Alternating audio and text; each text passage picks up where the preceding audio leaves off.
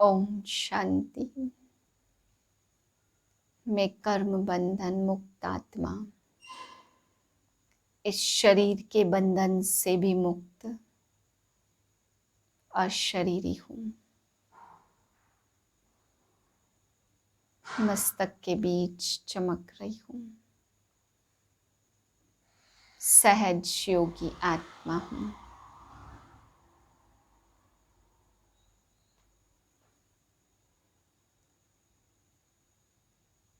महावीर आत्मा हूँ। सर्व बंधनों से मुक्त अवस्था का अनुभव करें।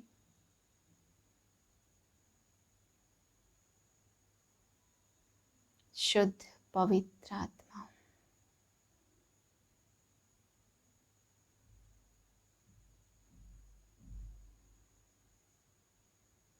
इसी स्थिति में आज के महावाक्य सुनते ही 10/9/2021 के महावाक्य हैं। आज बाबा हम बच्चों को समझाते कि बाप ही रूप बदल कर तुम बच्चों के पास आते हैं। बाबा कहते बच्चे रूहानी बातें केवल एक बाप ही तुम्हें सुना सकते। फिर बाबा समझाते अगर बच्चे बहुत अच्छी रीति से समझाएं तो उनको स्पिरिचुअल लीडर का टाइटल दे सकते हैं। अगर हिम्मत करके कोई ऊंच काम करके दिखाएं, बड़े बड़े को समझा के दिखाएं तो बाबा कहते ये टाइटल बच्चों को बाप दे सकते हैं।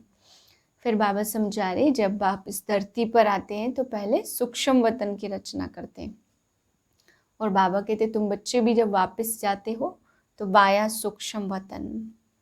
फिर बाबा कहते आते जब हो तो सीधे स्वर्ग में आते हो, उस धरती पर आते हो। फिर बाबा समझा रहे कि जैसे इंडिया वैसे बहुत बड़ा है लेकिन नक्शे में कितना छोटा दिखाई पड़ता, ऐसे ही ये ज्ञान भी बहुत बड़ा है लेकिन बाबा कहते सार इसका है मन मना भाव। इसलिए ज्ञान के सार को याद करना है। ज्ञान है बीज, बाकी झाड़ तो बाबा कहते हैं बहुत बड़ा है।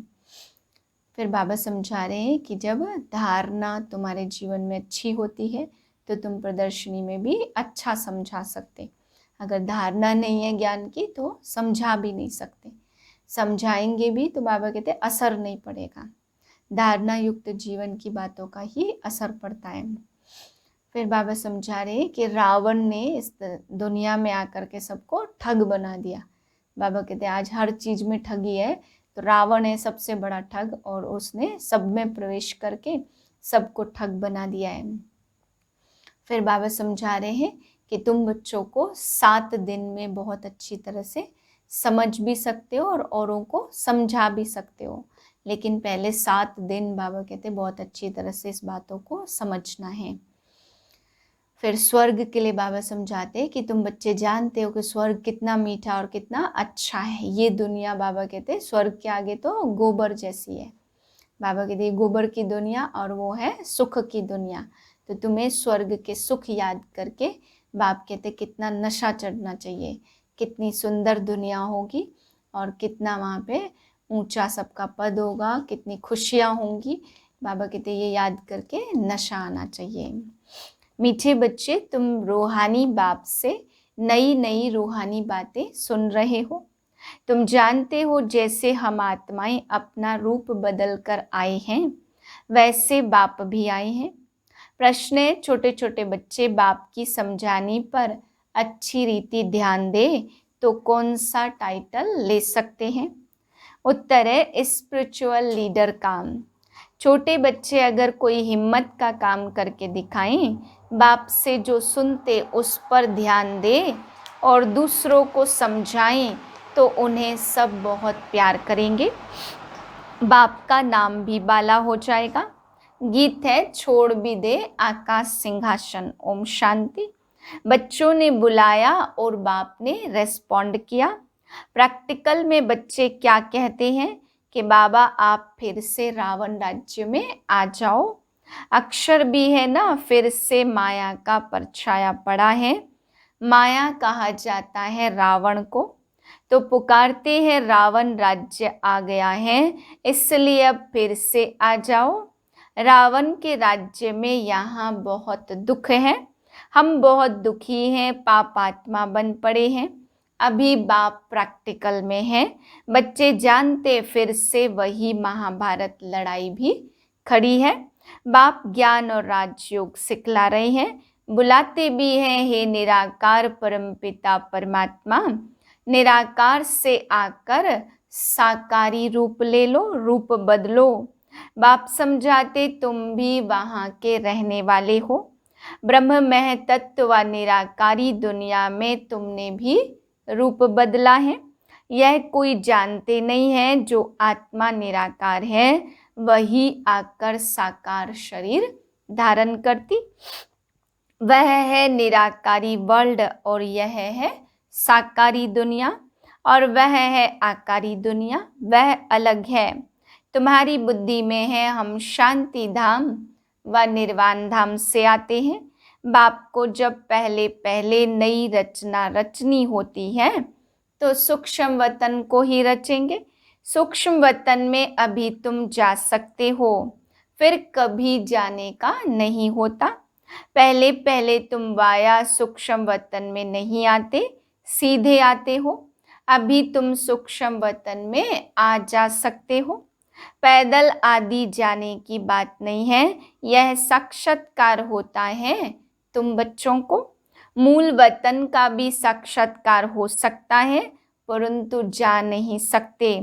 वैकुंठ का भी साक्षात्कार हो सकता है, जा नहीं सकते हैं। जब तक संपूर्ण पवित्र नहीं बने हैं तुम ऐसे नहीं कह सकते हम सूक्ष्म वतन में जा सकते हैं। तुम साक्षात्कार कर सकते हो, शिव बाबा और दादा और तुम बच्चे हो। तुम बच्चे कैसे नई नई रूहानी बातें सुनते हो, यह बातें दुनिया में कोई नहीं जानते। भल कहते हैं इनकॉर्पोरियल वर्ल्ड, परंतु यह पता नहीं है कि वह कैसे होती है। पहले तो आत्मा को ही नहीं जानते तो निराकारी दुनिया को फिर क्या जानेंगे। बाप पहले पहले आकर आत्मा का रियलाइजेशन कराते। तुम आत्मा हो, फिर रूप बदला है, अर्थात निराकार से साकार में आए हो।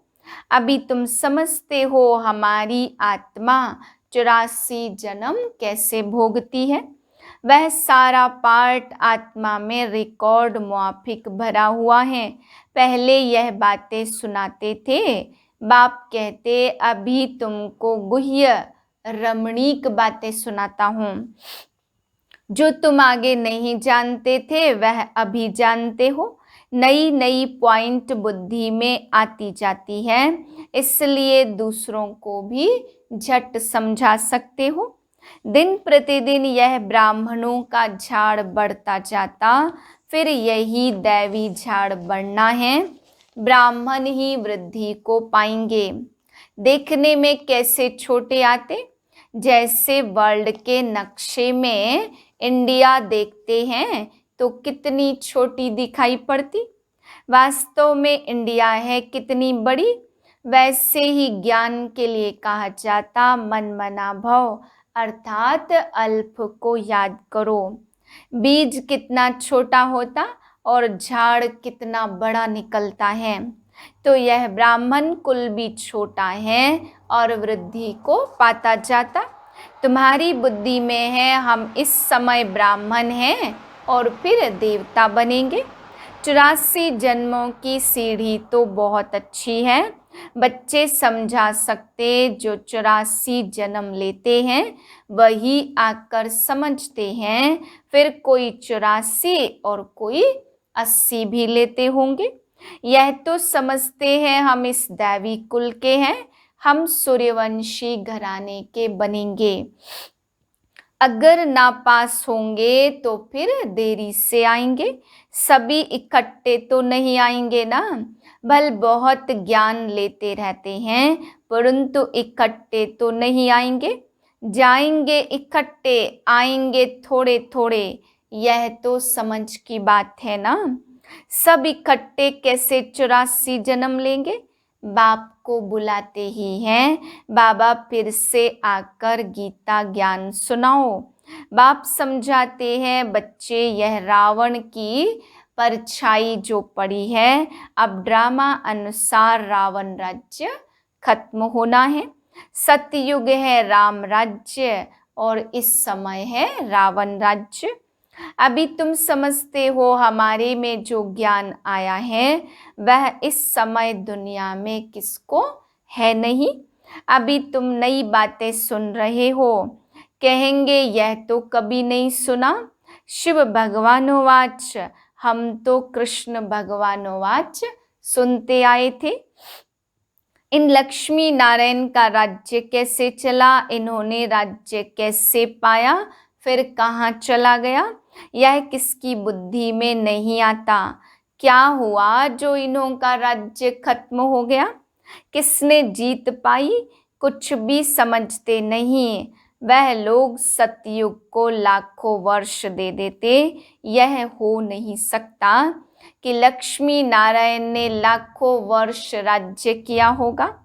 फिर तो सूर्यवंशी राजाएं ढेर हो, किसका भी तो नाम है नहीं। 1250 वर्ष का किसको पता नहीं है।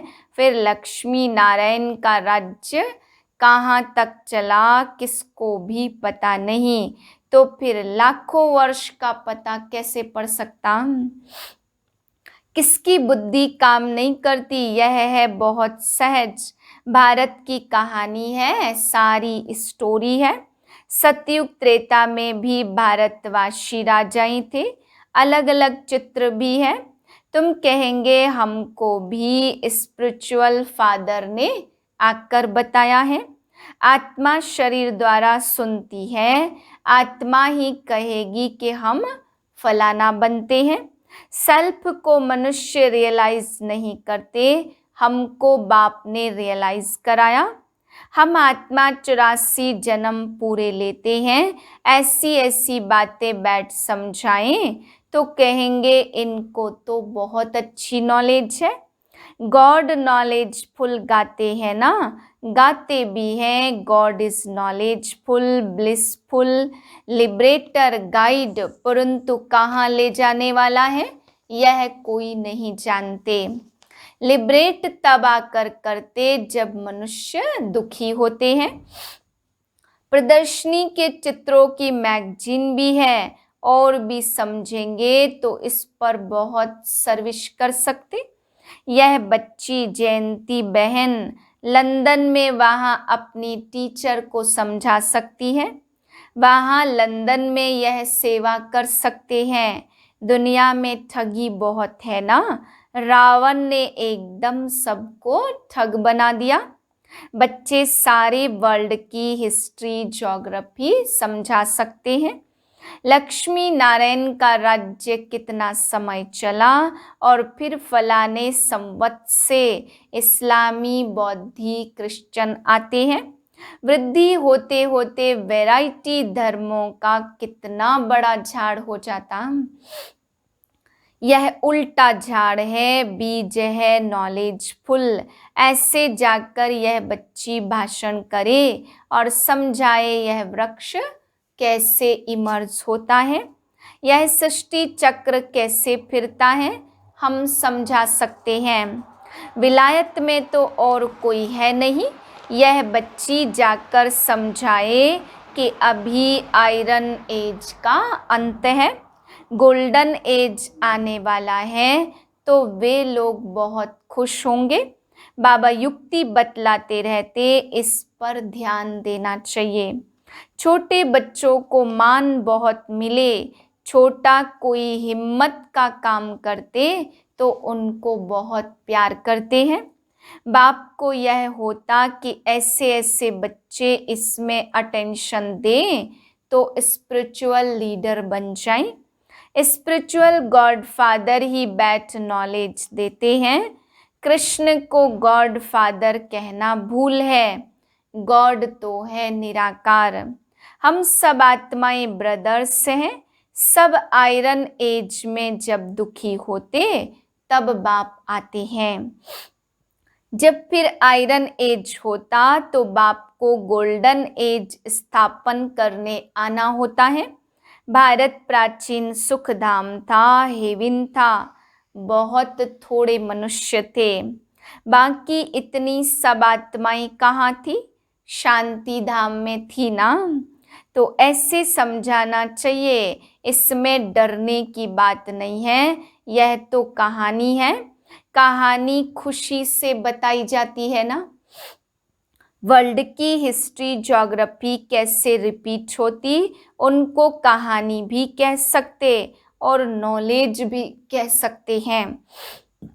तुमको तो यह पक्की याद होनी चाहिए। बाप कहते मेरी आत्मा में सारे झाड़ का ज्ञान है जो मैं रिपीट करता हूँ। नॉलेजफुल बाप बच्चों को नॉलेज दे रही हैं। यह जाकर नॉलेज देंगी तो कहेंगे आप औरों को भी बुलाओ। हाँ बोलो, हाँ बुला सकते, क्योंकि वो लोग जानना चाहते हैं कि भारत का प्राचीन राजयोग क्या था। उस गीता में और जो बाबा सुनाते उसमें रात दिन का फर्क है। दिया फादर ने और नाम डाल दिया कृष्ण का।